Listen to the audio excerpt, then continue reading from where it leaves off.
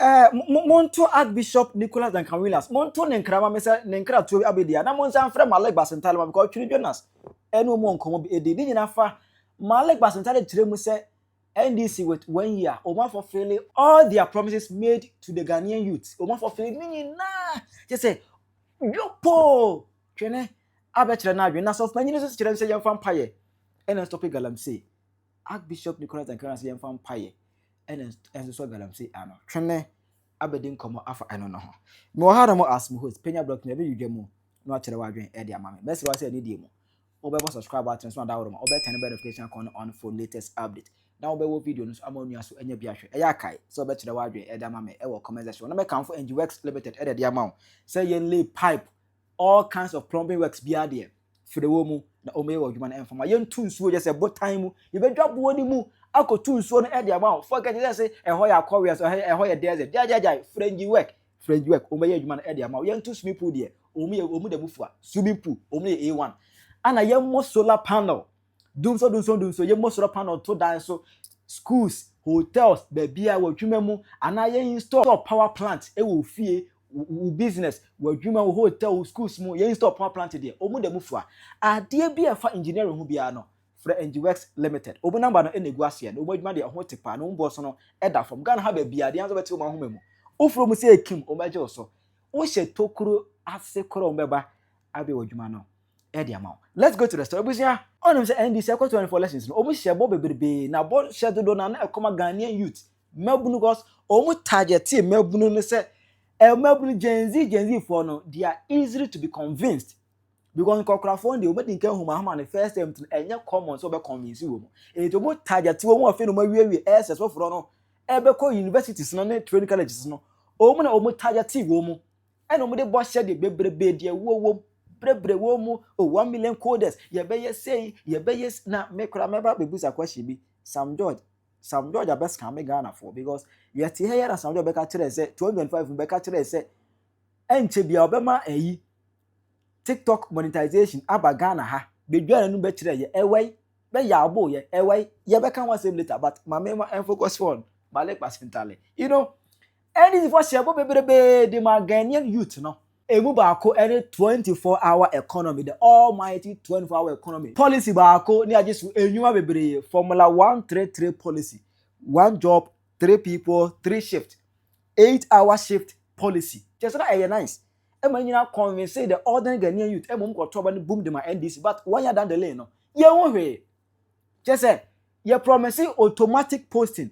to our brothers and sisters who are complete teacher training and nursing training was say we national service no ye promising automatic posting but now ye hu we are friend automatic posting bia abeda ne scam yes scam you ye hu bibia sa but Malik Basintale go PM TTU campus e Takrade Technical University campus ne ho no and what you say NDC Nkwane political party are 1 year in office. Omotima for failing all their youth promises. She said, what you share youth ni na no. Omotima edi ni na so. Na na twene say hey Malik.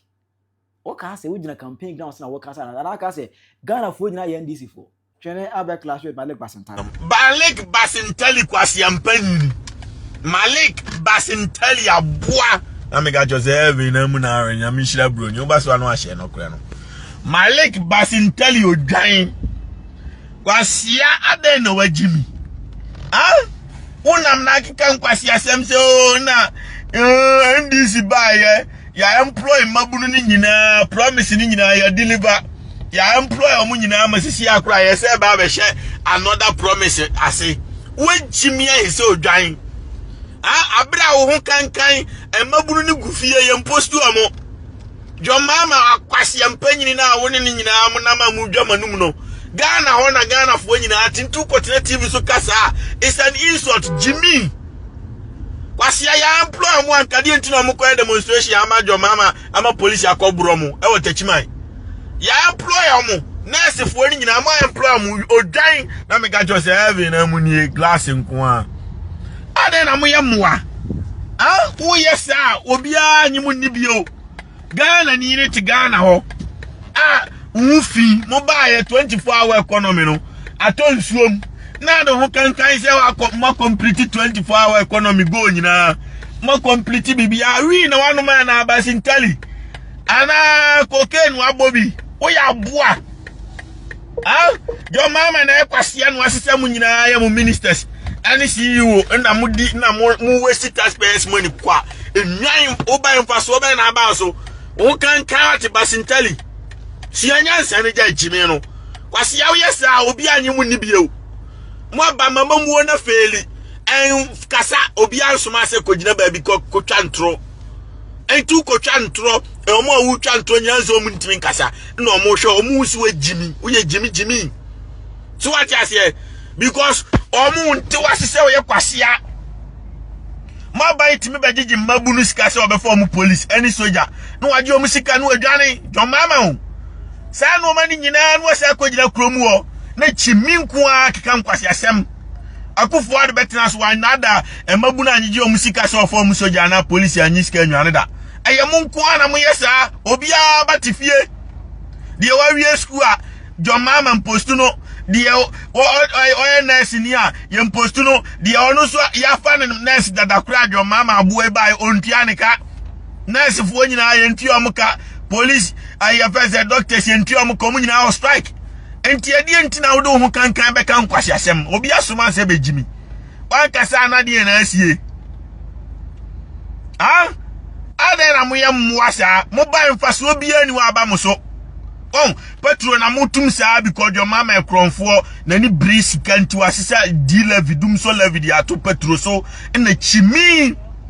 enya mekra minti bi da meji levi e dia stop dum so saa kwase se minti bi da na ne light bill na ni panitia na se che ne sen obi tia light bill. The purpose of light bill no say obeda light enti se o tia light bill akoda sumu di ene okoto light na yeden. The purpose no na nipa no mo ya akronfo nti oje light bill na no the purpose ne say yeje ni ama credit no akoda light im no yeje sika ni di wia ya san amwa da sumunti sabe obeto petrol asan tue sika ni times 2 and na petrol dru 20 cedis ne 18 ni 19 because my Jimmy and so me wa kofu at time petrol that 12 and 11 and 30 more money pass on kwadi mu ye dede edina tem anopa awia anwumre se kofu ade ekronfo so it was sad on kan ko gina ba bi se momo ba ye no mo no my employee obi abra obi abatifi mo yesa obi animse ma Jimmy enke ye demonstration ha mo ne yebenya omo youth na omo di akire wi ono mfiri he youth na ye demonstration MBB for ye demonstration kwotwem begu ono omo ye ho am youth anaka ase kwase ye to aba ne ma wa eye wo fa asefo na wiye scam omo no ene ye Ghana fo na na kwase ya Ghana fo no omo na ye Ghana fo nyina amko dada omo campaign time no omo na ehia adwuma no ntu ko employ mo a no employ Ghana fo na kwase obi aba tifie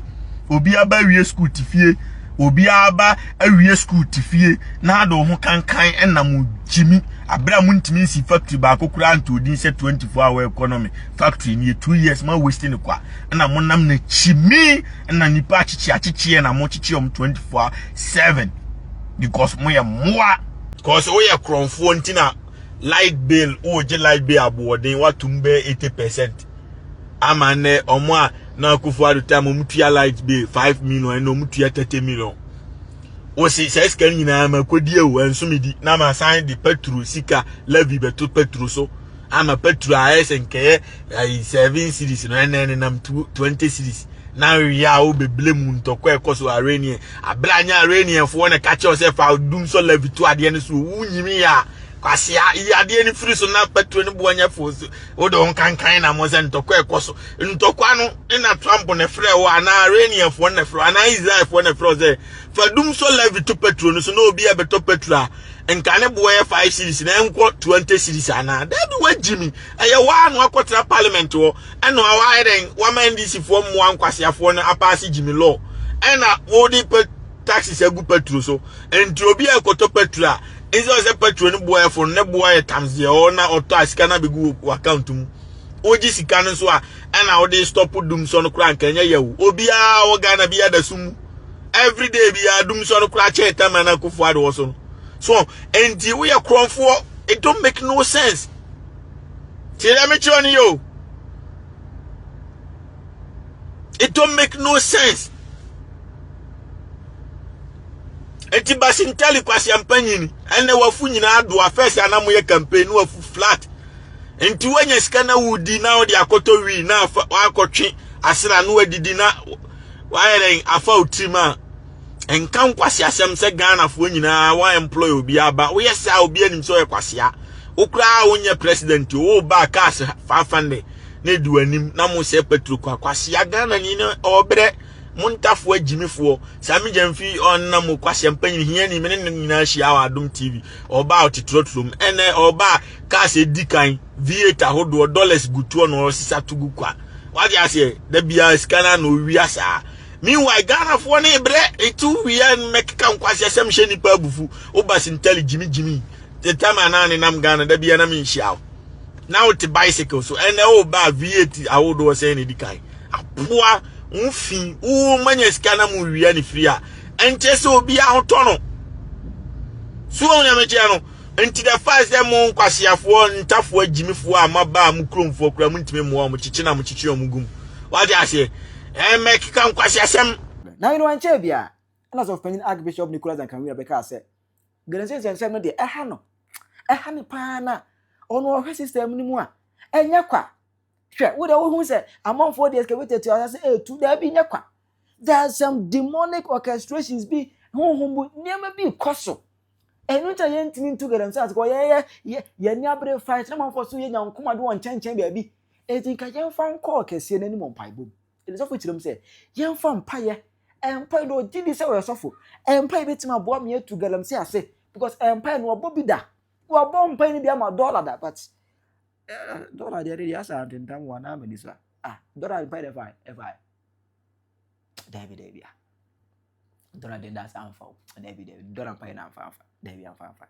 But someone says this time around there, and was run about baby. Oh, that time that was another a go from Gakra. Won't forget here no. Was it this time around there? And was another boom. A young fan call case anyone, young fan mom pie, near one pie or did it to say me. Ebe healy, ya sass in a deed to Galamsey, no best sunny idea. The young son says no. And so in any better corruption and better wine, young fan pie. And not to say, also for Penyah. Me boo pa also, me boo pa, but we ewo aso ya to ona ai a Christopher asofofo Duncan Williams mo enra Duncan Williams de ne kwase abetena ho ti asema oka ye mompaye na ye heal your water bodies and land what you say because Galamsey no air poison too much what you say ye benya shortage of food or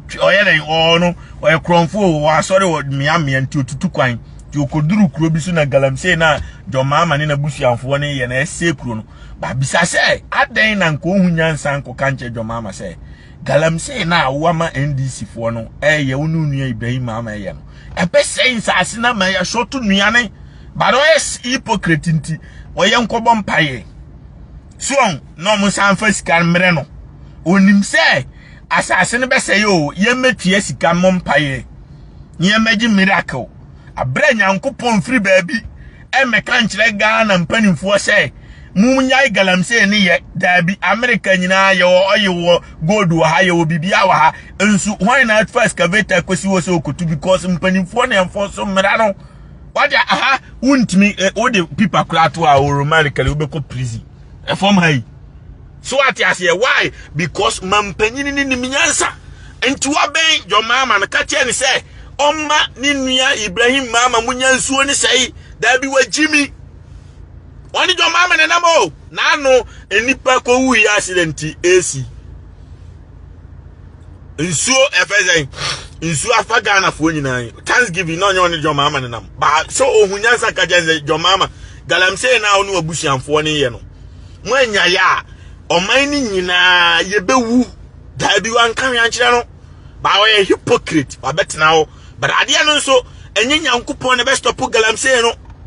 eye dwomama na betimi aka se me na me de daman ma Ibrahim mama se si ya Ibrahim mama jai daman Galamsey ne ye me na me de black voter ma se hunu nsuo no se si ya Ibrahim mama jai ye ma chicha ma huntumi se o se sama mboy ensase ma china tum enti sa NDC fo na me de ama mo se mo nto aso se sama mboy ensase no afa mu nyina mu nya ye nya sa ma chi mu nyina afra simple and no one no ba on to say your mama be hu nyansa aka sa akire o mo ne de o mbese nsuo no ama obi awu okuro no eye simple truth enye nyankopɔ problem eye John Mahama problem eye Ghana government problem Jimmy land ministers no omu problem wa na de o makogu John Mahama na de o makogu Hana bisu obekasa awonti o woso wa stop MPP for nyina omo ye Galamsey NDC for ntimi stop because omo mpanifo na de asase na momo ena mpanifo ne ya hwan eye John Mahama na sesa makogu land minister John Mahama na ponte no nti u begina wa Duncan Williams a ka kire John Mahama say on stop Galamsey no wan stop a ye nyina ye bewu mu na mbewu Ghana ho enye nyankopon enye mpaebo Jimmy. What you say the same way I want me chi untumi no ochi Ibrahim Mahama Galamsey no wan be kwakoye. So what you say because no si we sikani kura me hu onipo ma Jimmy say that. Mo frem mu eskafo a ede entine yenkose kuro na ya abra asase a ye nyina ye betena so yana nanom ye moa no mo so say na nke ye ba he ne ye betena enti MPP before say no ne ya di o matema ne ato ati o mo na mo ko opposition na ma ba mo se afa ni enso ye to aso asay ne mo so kramoni bia ni oba ba esa eye o Duncan Williams mo ana be ba esa mo ye selfish people Mawuli Johnny yes we speak the truth only adi entini yet na wadi e ho abro e kire o tabe da I just said Duncan Williams Jimmy when your platform no one your platform a e me twan tro say ensuo ni be kunkum ye nyina da ache yensa ase be say enua no be say mi wa woni John Mahama ne nam oni na control ase no ka kire ne say papa enye nyankopon na ebe ka kire say yensuo nyansa ni enyai bulldozer na yede mercury agumude hu no asase ni nsuo no enye nyankopon ka kire John Mahama ne se o mani nua Ibrahim Mahama ni nyai o yeskani ade no diskaye bio o koye Galamsey o da aman o ko se sama moy sase because Ibrahim Mahama ne di excavator bi egun yi pibia Ibrahim Mahama dia engineer and planning ni nyina Ibrahim Mahama dia eti kano krechi nipa no opa ma me mo hye Google why na ye Galamsey e wo da man takwa won nyina na no mo nye Galamsey sa da o Ibrahim Mahama na asensuo ni nyina eda news baby o nya se bia obi na ta obi o mobile phone ubetimi abo odi ya me ba me search nchire o what do you say who is doing Galamsey in Takwa ame mo show in Google anyway who is doing Galamsey in Damai anyway who is doing Galamsey in Damai anyway who is doing Galamsey engineer and planner anyway ena da ono what I say engineer and planner and why dia me ready no company ni ura why Ibrahim Mahama ni di na da so no da man wan na sensuo engineer and planner anyway engineer and planner EP engineer and planner da man what I say enti Duncan Williams ubenya platformer ka kire John Mahama say unua Ibrahim Mahama na wa ma ne ye Galamsey no obeku Ghana fo nyina ka no kreche nipa no ne ja selfish no si ye nkobo mpaye wo body empire Jimmy nipa na sani tiwi ase o the excavator kogu o sensuo o dia say abra ni nua oni ni nua tena opposition sa o man sensuo o man say hwe ene omunya power dia eni omu say ayi ni nyina ho we takwansa ase nyina de omaye no takwansa ase nyina de omaye no enti ayi ni o takwa Ibrahim Mahama site woni so Ibrahim Mahama site woni no mo sensuo sa wasisa mani mema kogu no mo sensuo ti o Duncan Williams winya platformer kache John Mahama ne se eye mo frɛ mo wesikafo a nya fe na mo ma emabunu na se Ghana nsuo nyina we so enti excavator mu ne Galamsey nyina Ibrahim Muhammad ya ubet ma chere wa adwen dia mame e wo comment section hi Penyah Block Media agra